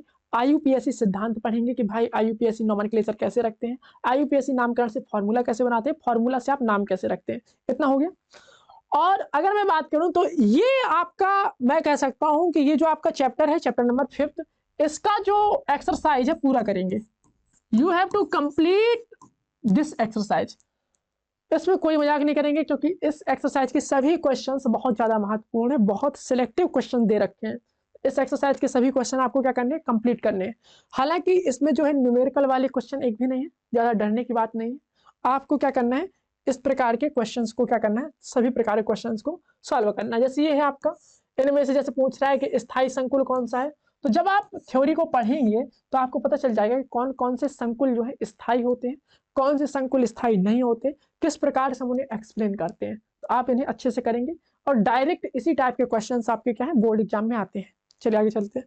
अगला टॉपिक है आपका हेलो एल्केन, हेलो एरिन, है ना। एल्केन को भी हेलो बोल रहे हैं, एरिन को भी हेलो बोल रहे हैं। चलिए, मैं ये तो मजाक हो गया। चलिए हेलो एल्केन क्या होता है, हेलो एरिन क्या होता है, मैं आपको बता दे रहा हूँ एक छोटी सी बात में, बढ़िया आराम से। जैसे आपका एलिफेटिक कोई यौगिक है, अगर उसमें कोई हेलोजन जुड़ा हुआ है तो वो हो गया हेलो एल्केन। जैसे कोई आपका एरोमेटिक यौगिक है, उससे कोई हेलोजन जुड़ा हुआ है तो वो हो जाएगा आपका हेलो एरिन। ठीक है, चलिए अब हम बात करते हैं कि भाई हेलो एल्केन और हेलो एरिन में आपको पढ़ना क्या क्या है, वही तो इम्पोर्टेंट है ना। चलिए हम देखते हैं भाई पढ़ना क्या है इसमें। सबसे पहले आपको पढ़ना है भाई एल्किल हैलाइड जो होते हैं वो कैसे होते हैं, और इनमें जो बॉन्ड है वो किस तरह का पाया जाता है। ठीक है, चलिए आगे मैं बात करूं, क्या पढ़ना है आपको। तो आपको पढ़ना है इनका नामकरण कैसे करते हैं, इनका नॉमेनक्लेचर कैसे करते हैं। क्या पढ़ना है भैया, इनका नामकरण कैसे करते हैं।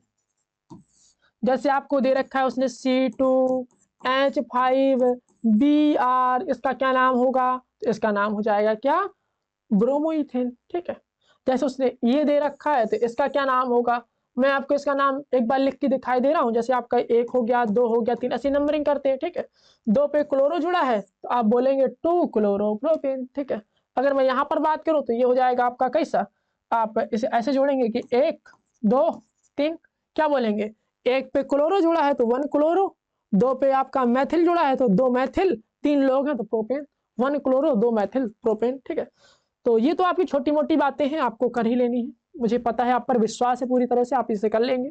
जैसा कि मैं हर चीज में बताता हूँ कि भाई साहब आपको जो है एग्जाम्पल नहीं छोड़ने हैं। तो एग्जाम्पल नहीं छोड़ने का मतलब एग्जाम्पल आपको छोड़ने ही नहीं है, एग्जाम्पल आपको सभी करने हैं। चलिए आगे चलते हैं।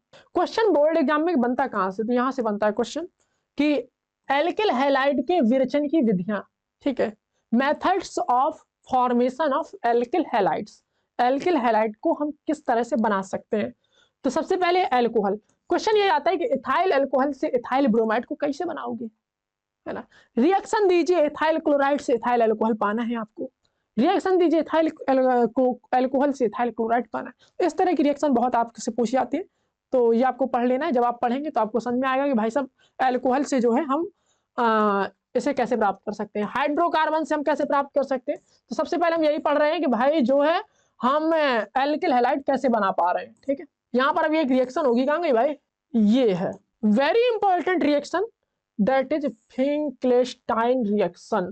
ध्यान रखिएगा, नाम बहुत इंपॉर्टेंट है। कभी कभी डायरेक्ट ऐसे दे देता है, इस पर टिप्पणी लिखिए, ऐसे कह देगा कि राइट अ शॉर्ट नोट, ए भाई इंग्लिश नहीं, हिंदी, सॉरी हिंदी में लिख रहा हूं मैं। जैसे आपको दे देगा सीधे सीधे इस तरह से दे देगा, फिंक्लेस्टाइन अभिक्रिया पर टिप्पणी लिखिए। इंग्लिश में पेपर में रहेगा write a short note on Finkelstein reaction. तो इस तरह से आपसे पूछ लेगा, तो आपको रिएक्शन का जब शॉर्ट नोट आए लिखने के लिए, रिएक्शन के बारे में लिखने को आए, तो आपको रिएक्शन की थ्योरी लिखो चाहे ना लिखो, लेकिन रिएक्शन जरूर लिख देना।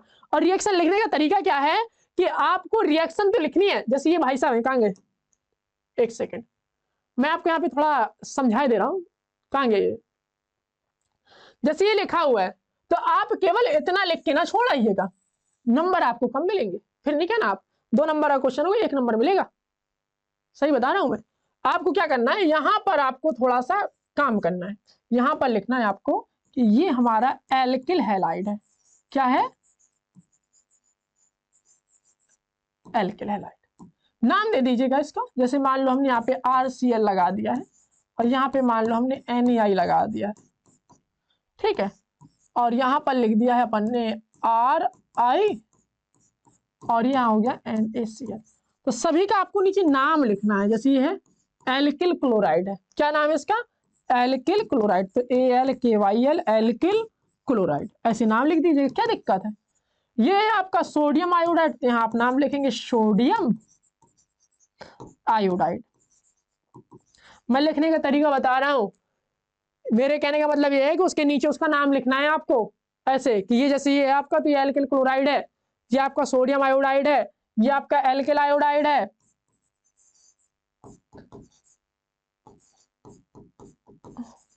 और ये आपका सोडियम क्लोराइड है।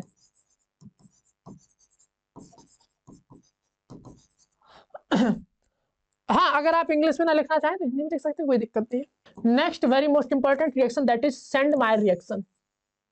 ठीक है, जरूर पढ़ के जाइएगा सेंडमायर अभिक्रिया क्या होती है, और इसका नाम जरूर लिख लीजिएगा। ठीक है, इसका नाम क्या है, तो इसका नाम जैसे एनिलीन है तो यहाँ पे लिख लीजिएगा एनिलीन। ठीक है, हाँ चलिए आगे चलते हैं।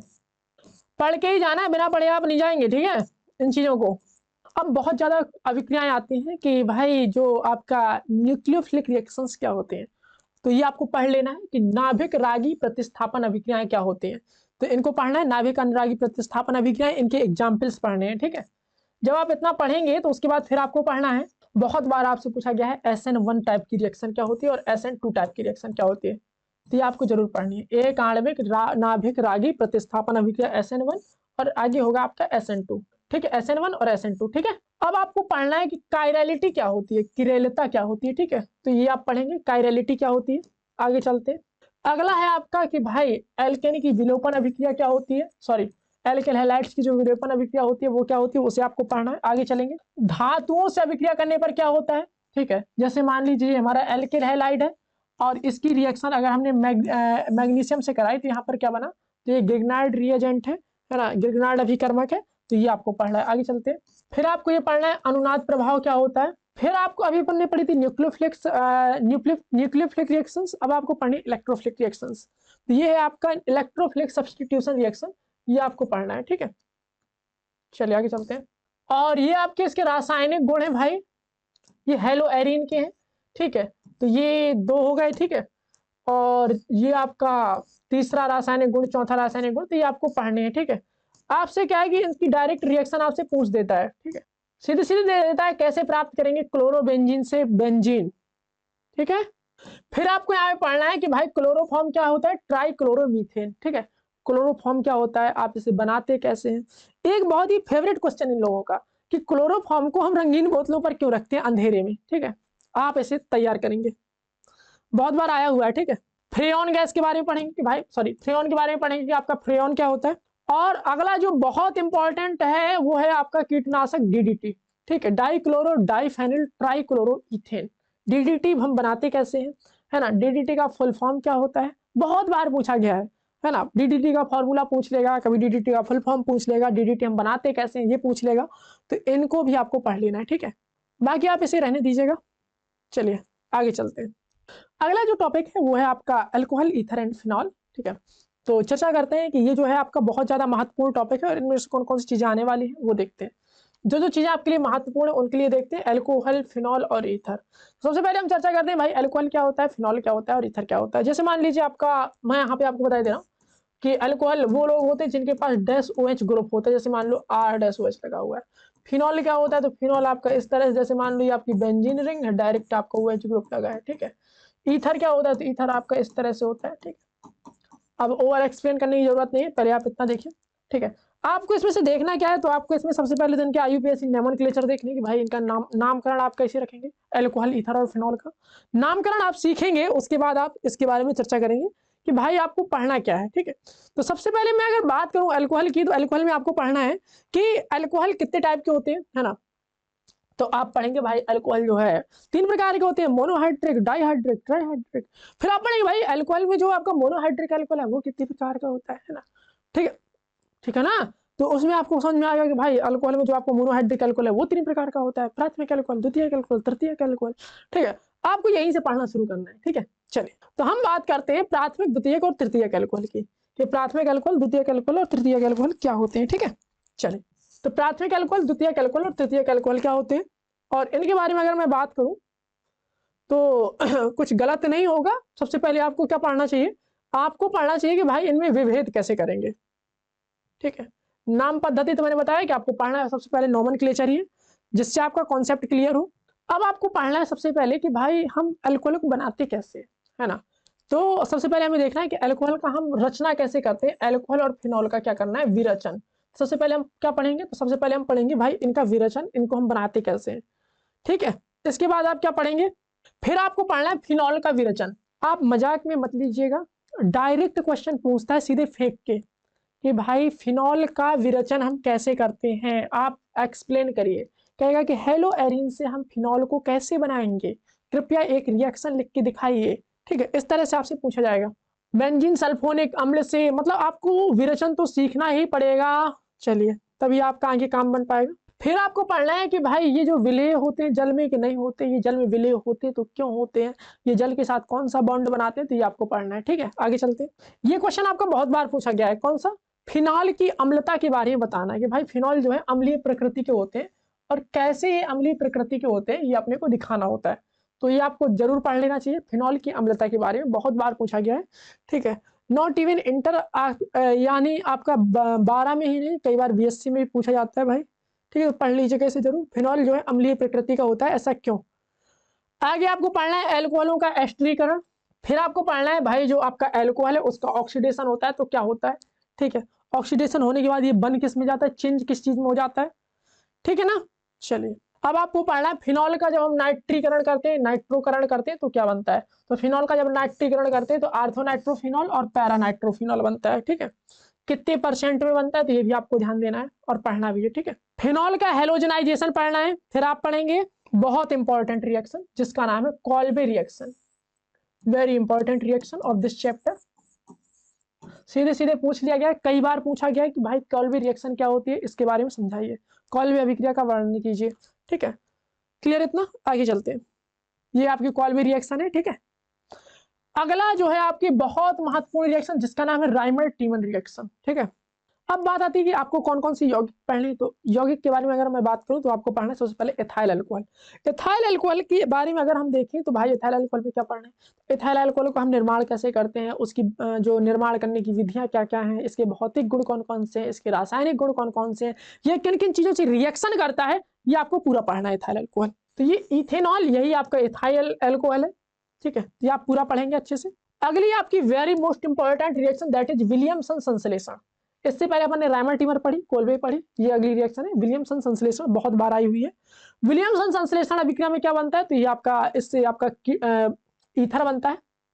आगे चलते हैं, ईथर में CO बॉन्ड का जो आपका क्लीवेज है या विदलन है उसके बारे में अपने को समझना है कि ईथर में CO बॉन्ड क्या है, किस तरह से आपका कार्बन और ऑक्सीजन के बॉन्ड जो है बीच में वो विदलित होते हैं या टूटते हैं। ठीक है, चलिए, बहुत इंपॉर्टेंट है ये, इसे आप छोड़ के नहीं जाएंगे। फिर आपको बात करनी है कि जो ईथर होता है उसका हेलोजनीकरण किस तरह से होता है, बहुत बार आया हुआ है कि ईथर का हेलोजनीकरण को लिखना है। अगला है आपका फ्रीडल क्राफ्ट रिएक्शन, कई बार आई हुई है, कभी कभी सीधे सीधे पूछ देता है फ्रीडल क्राफ्ट रिएक्शन को आप एक्सप्लेन करिए। और कभी कभी ऐसा होता है कि आपने देखा होगा पेपर में कि ऐसे दे देगा आपको, इस तरह से आपका OCH3, यहाँ आपको दे देगा डैश और यहाँ पे आप कर देगा निर्जल AlCl3 और यहाँ CH2 कर देगा, यहाँ आपसे कर देगा और यहाँ आपका इस तरह से बना देगा। वो कह देगा रिक्त स्थानों की पूर्ति कीजिए, यहाँ पर क्या आएगा, यहाँ पर क्या आएगा। ठीक है, तो आपको इस तरह से देखना पड़ेगा। आगे चलते हैं, तो फ्रीडल क्राफ्ट रिएक्शन है, ये आप बहुत अच्छे से पढ़ेंगे। तो इसमें इतना ही इंपॉर्टेंट था, कोल्बे रिएक्शन हो गई है ना, फ्रीडल क्राफ्ट रिएक्शन हो गई है ना, और आपको विलियमसन संश्लेषण अभिक्रिया हो गई, तो इनको आप जरूर देख लीजिएगा। चलिए आगे चलते हैं। चलिए अब हम बात करते हैं 8वें चैप्टर की जिसका नाम है एल्डिहाइड, कीटोन एंड कार्बोक्सिलिक अम्ल। यहाँ पर हमें देखना है कि इनमें कौन कौन सी चीजें आपके लिए इंपॉर्टेंट है, कौन कौन सी चीजें आपके लिए बहुत ज्यादा महत्वपूर्ण स्थान रखती है परीक्षा की दृष्टि से। तो चलिए हम शुरू करते हैं।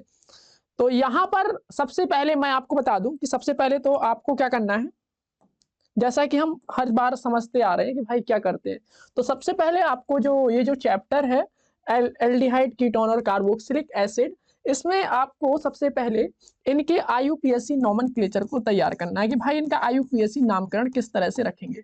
ठीक है, सबसे पहले आप क्या करेंगे, तो IUPAC नोमेनक्लेचर को क्या करेंगे भैया, पढ़ेंगे, है ना। कि एल्डिहाइड का किस प्रकार से रखते हैं, कीटोन का किस तरह से रखते हैं। और आप जो अगला टॉपिक है अपना, जैसे एल्डिहाइड हो गया, कीटोन हो गया, कार्बोक्सिलिक अम्ल हो गया, इतना हो गया, ठीक है। उसके बाद आपको पढ़ना है अगला जो वेरी इंपॉर्टेंट टॉपिक है, वो है आप एल्डिहाइड और कीटोन को कैसे बनाएंगे, ठीक है। यानी एल्डिहाइड और कीटोनों का विरचन, formation of aldehyde and ketone. ये आपका इंपॉर्टेंट टॉपिक है, formation of aldehyde and ketone, formation of aldehyde and ketone.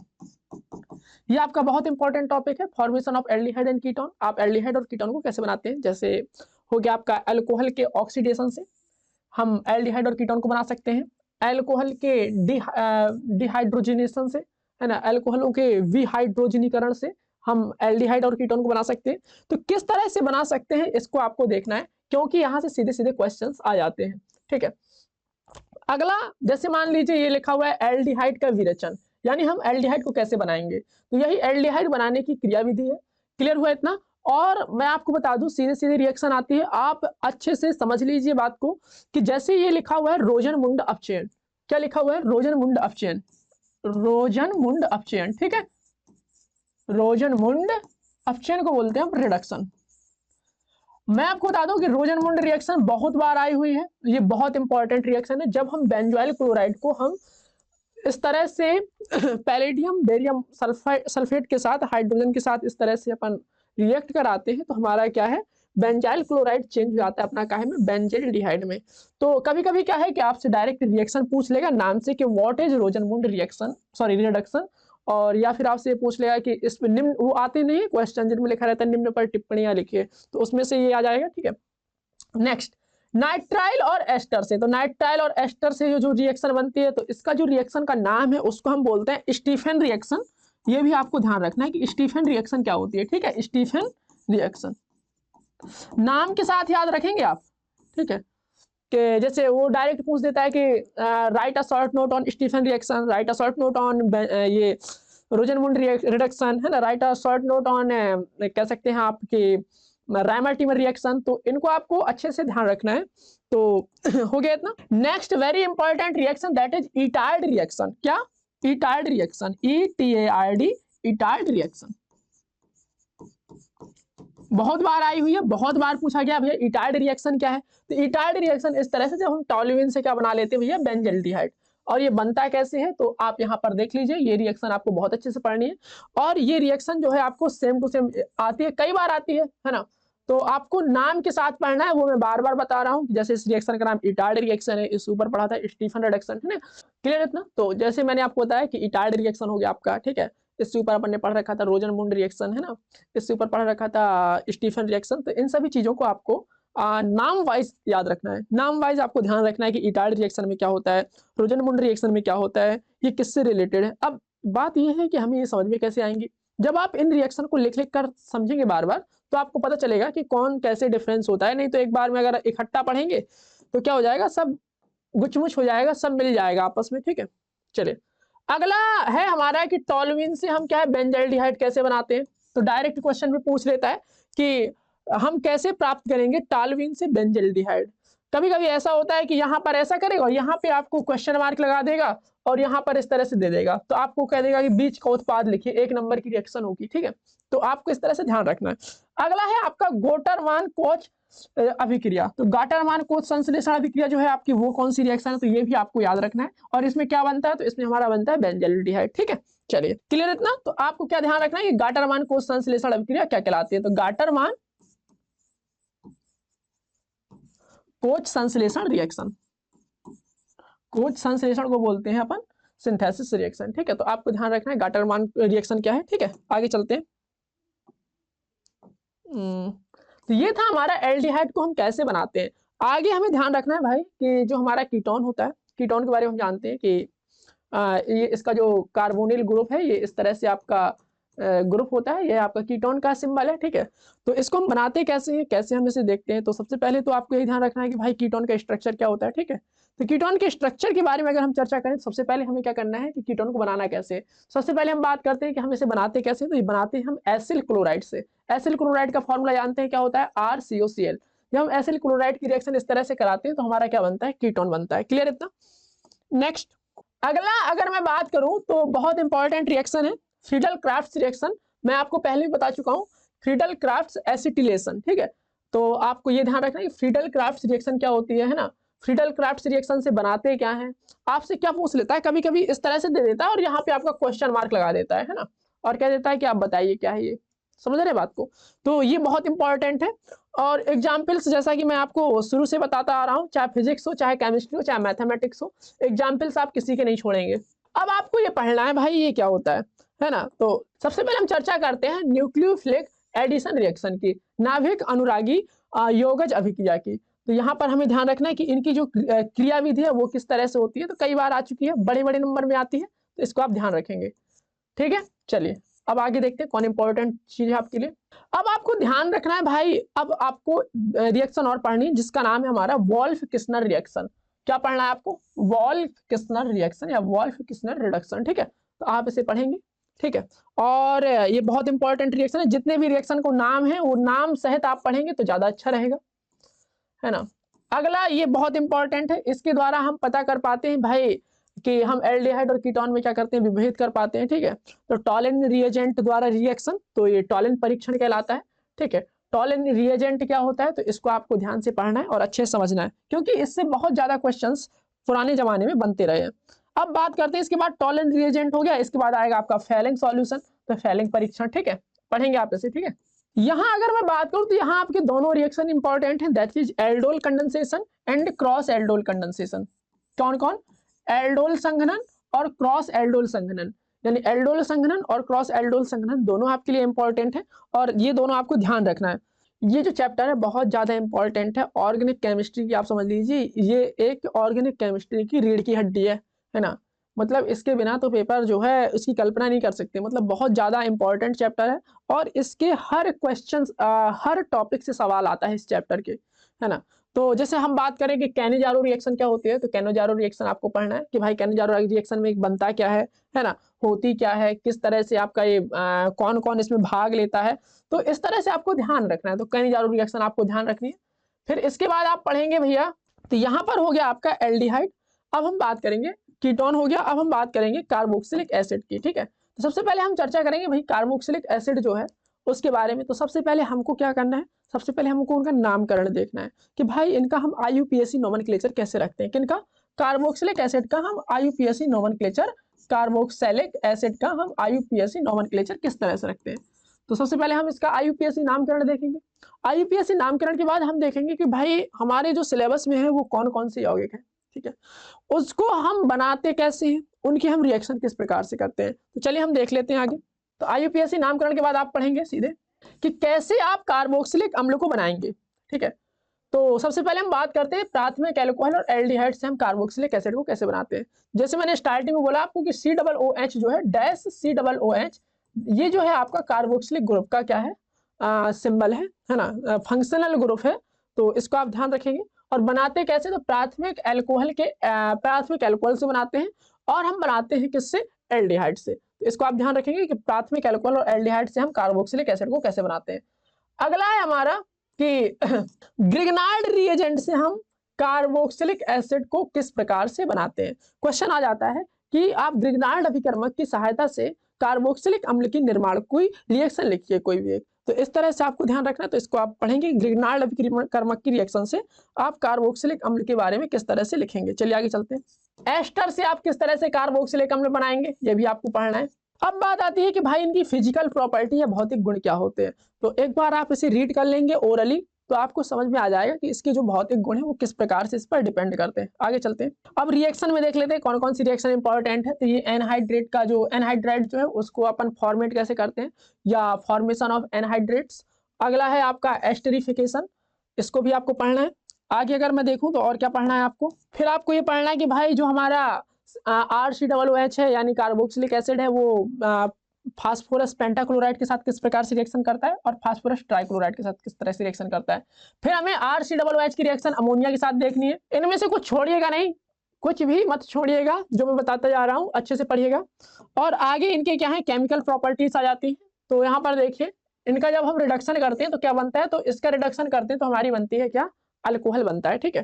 तो ये सबसे अच्छा रिडक्शन वाला एजेंट होता है अपना है ना, LiAlH4 अपॉन ईथर या अथवा B2H6 और H3O+, ठीक है। अब आप यहाँ पर देखेंगे कि कभी कभी ऐसा होता है कि इस तरह से आपका दे देगा और यहाँ पर आपका लगा देगा क्वेश्चन मार्क, है ना, या कभी कभी ऐसा कर देगा कि यहाँ ये बना देगा, यहाँ क्वेश्चन मार्क लगा देगा, तो आपको इस तरह से रिएक्शन लिखनी होती है, ठीक है। आगे अगर मैं बात करूं तो आपको क्या पढ़ना है, बहुत इंपॉर्टेंट रिएक्शन है, लोग छोड़ देते हैं, आपको नहीं छोड़नी है। यह है आपका हेल्फ-होलार्ड-जेलेंस्की रिएक्शन। तो ये आपको पढ़नी कि हेल्फ-होलार्ड-जेलेंस्की रिएक्शन क्या होती है ना। तो यहाँ पर उसकी चर्चा नहीं करेंगे, लेकिन आपको ये बता रहा हूँ कि आपको पढ़ना पड़ेगा कि हेल्फ-होलार्ड-जेलेंस्की रिएक्शन क्या होती है, ठीक है। तो इसकी रिएक्शन अगर मैं बात करूं तो ये आपकी हेल्फ-होलार्ड-जेलेंस्की रिएक्शन ये है आपकी, और आपको इस तरह से देखना है, ठीक है। चलिए अब हम बात करते हैं फ्रीडल-क्राफ्ट्स रिएक्शन। जैसा कि हम पहले पढ़ चुके हैं फ्रीडल-क्राफ्ट्स रिएक्शन क्या होती है, तो यहाँ पर इसमें किस तरह से अप्लाई होती है फ्रीडल-क्राफ्ट्स रिएक्शन, तो यहाँ पर आपको ये भी एक बार देखना है, क्योंकि पहले हम पढ़ चुके हैं फ्रीडल-क्राफ्ट्स रिएक्शन में क्या क्या होता है, तो यहाँ पर आपको समझने में कोई दिक्कत नहीं होगी। चलिए आगे चलते हैं, इसकी एक्सरसाइज रहने दीजिएगा, ठीक है। अब हम बात करते हैं अपने अगले चैप्टर की, जिसका नाम है एमीन।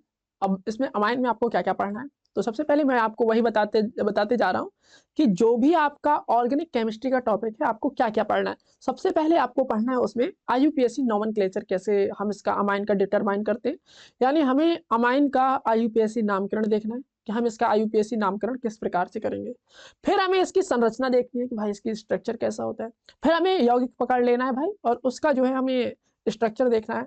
उसके बाद हम उस यौगिक के भौतिक गुण देखेंगे, उस यौगिक के रासायनिक गुण देखेंगे, और उस यौगिक को हम कैसे बनाते हैं, किस किस विधियों द्वारा हम बना सकते हैं, उस यौगिक की किस प्रकार से रिएक्शंस होते हैं उनको पढ़ना है। चलिए हम देखते हैं इनमें कौन कौन सी चीजें आपके लिए इंपॉर्टेंट। तो सबसे पहले हम चर्चा करेंगे अमाइन क्या होते हैं, फिर अमाइन का हम वर्गीकरण देखेंगे, प्राइमरी अमाइन, है ना, secondary amine and tertiary amine, यानी प्राथमिक अमीन, द्वितीयक अमीन और तृतीयक अमीन।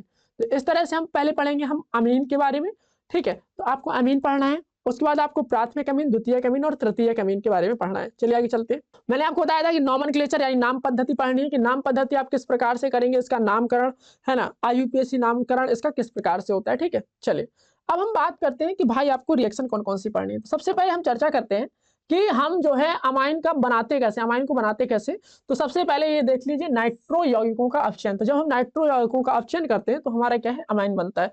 आगे हम चर्चा करते हैं और क्या है, एल्किल हैलाइडों का एमिनो अपघटन। जब हम एल्किल हैलाइडों का क्या करते हैं, एमिनो अपघटन करते हैं, तो हमारा क्या बनता है, अमाइन बनता है। इसको आपको ध्यान रखना है। आगे चलते हैं, नाइट्राइलों का अपचयन। जब हम नाइट्राइल क्या होता है, तो नाइट्राइल होता है जब हमारा CN जो होता है वो अगर एल्किल से जुड़ा होता है। जैसे यहाँ पर मैं बात करूं आपको कि नाइट्राइलों का अगर हम अपचयन करते हैं तो भी हमारा क्या बनता है, अमाइन बनता है। अगला है हमारा अमाइडों का, जब हम अपचयन करते हैं तो हमारा क्या बनता है, अमीन बनता है।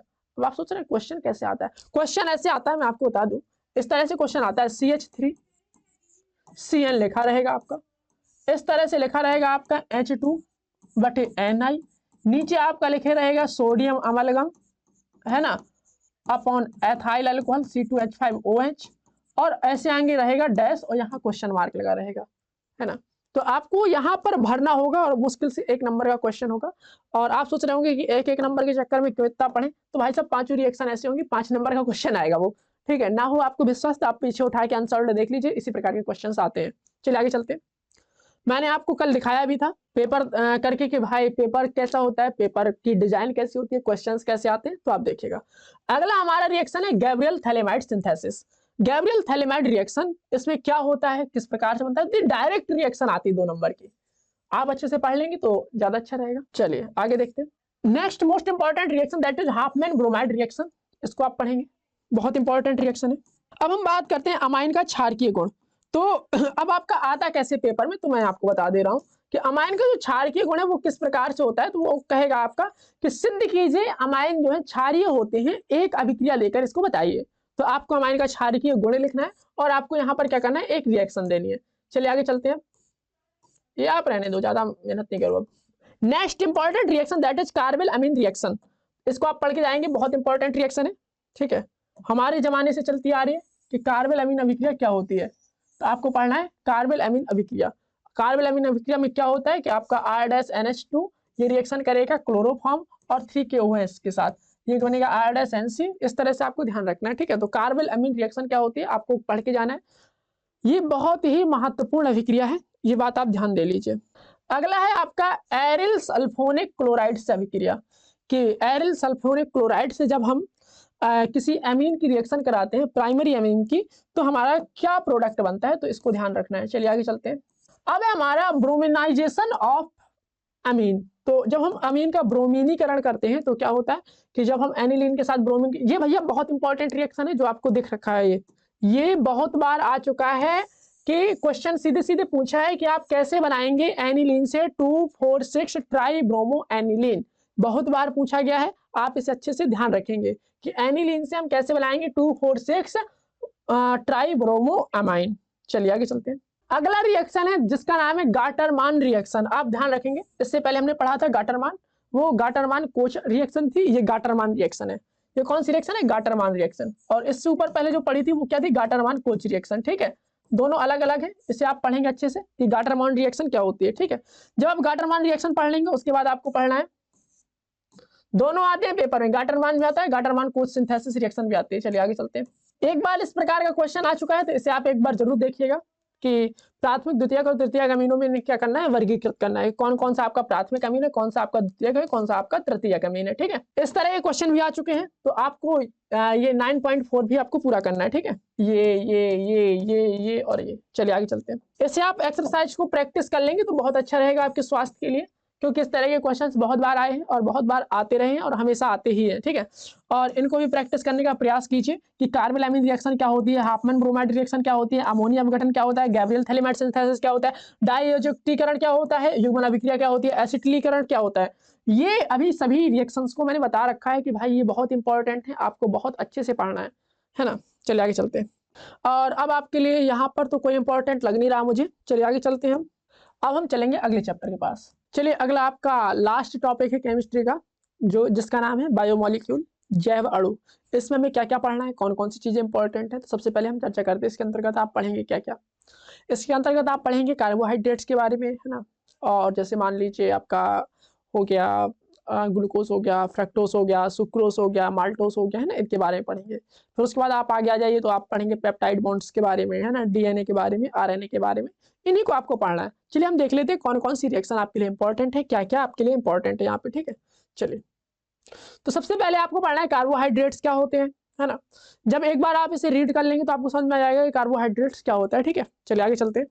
अब हम बात करेंगे कार्बोहाइड्रेट का जो हमारा वर्गीकरण है वो किस प्रकार से होता है। तो हमने कार्बोहाइड्रेट को पढ़ने के लिए 3 प्रकार से वर्गीकृत कर लिया है, मोनोसैकेराइड, मोनोसैकेराइड, ओलिगोसैकेराइड और पॉलीसैकेराइड। ठीक है, अब क्या है कि क्वेश्चन किस प्रकार से आता है, क्वेश्चन इस प्रकार से आता है कि लिख देगा निम्नलिखित में से कौन सा मोनोसैकेराइड है।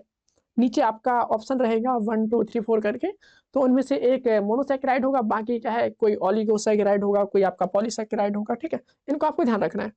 चलिए तो सबसे बढ़िया अगर हम बात करें तो सबसे पहले चर्चा आती है ग्लूकोज की। किसकी? ग्लूकोज की। अब ग्लूकोज में क्या क्या पढ़ना है, तो सबसे पहले हमें पढ़ना है कि भाई साहब इसमें बॉन्ड कौन सा होता है ना। तो इसमें जो है आपका फंक्शनल ग्रुप पाया जाता है CHO, यानी ये एल्डिहाइड समूह वाला आदमी है, एल्डिहाइड समूह वाला आदमी है। फिर आपको इसका स्ट्रक्चर पढ़ना है ना, इसके जो स्ट्रक्चर है वो आप देख लीजिए। फिर आपको स्ट्रक्चर में आपको इसका जो चेयर स्ट्रक्चर है वो आपको देखना है ना। तो आपको ये सभी चीजें आपको ध्यान रखनी है। और फिर आप क्या करेंगे, तो फिर आप ग्लूकोज को कैसे बनाते हैं, तो यहाँ पे आप बनाने की विधियां पढ़ेंगे कि फॉर्मेशन कैसे होता है भाई साहब। ठीक है, फिर आप क्या पढ़ेंगे, तो फिर आप इसका फिजिकल प्रॉपर्टी पढ़ेंगे कि भाई इसके भौतिक गुण क्या क्या है। फिर आप क्या पढ़ेंगे, फिर आप इसका केमिकल प्रॉपर्टीज पढ़ेंगे। केमिकल प्रॉपर्टीज में आप इसमें क्या पढ़ेंगे, तो भाई केमिकल प्रॉपर्टी जैसी आएगी तो आपको पढ़ना पड़ेगा जो आपका ग्लूकोज होता है उसकी केमिकल प्रॉपर्टीज में देख लीजिए कि उसकी रिएक्शन फ्रक्टोज से कराने पर क्या बनता है ना। उसका अगर हम बॉन्ड को अगर हम देखें तो वो किस प्रकार से बिहेव करता है ना। और अगर हम उसकी रिएक्शन ब्रोमीन से करा दें, है ना, इस तरह से अगर हम बात करें तो अभी हम आगे चलेंगे कौन कौन सी चीजें हमें पढ़नी है इसके बारे में, तो देखते जा रहे हैं। तो सबसे पहले हमें पढ़ना है इसकी संरचना के बारे में। संरचना में बात करूं तो इस तरह से अगर बात करें तो इस प्रकार से इसकी संरचना होती है। मैं एक बार इसे लिखे दे रहा हूं इस तरह से, CHOH, इसे 4 बार लिखना है ना।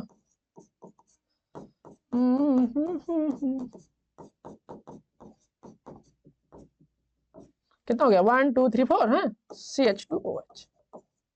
ये है ग्लूकोज की स्ट्रक्चर। ठीक है, क्लियर इतना।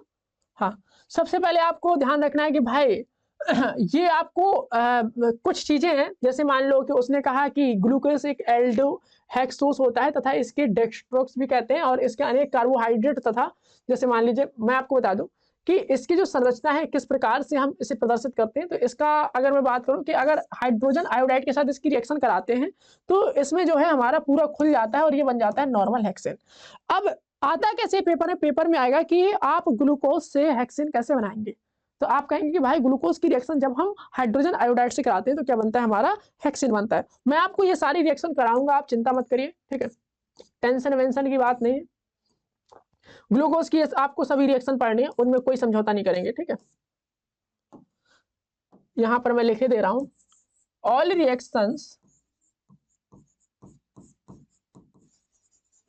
रिलेटेड टू ग्लूकोज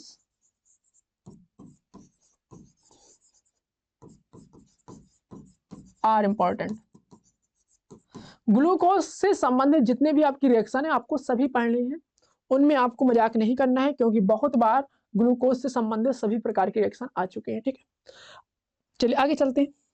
मैंने आपको स्टार्टिंग में बताया था ग्लूकोज की साइक्लिक स्ट्रक्चर के बारे में कि आपको ग्लूकोज का चक्रीय संरचना पढ़नी है, ठीक है।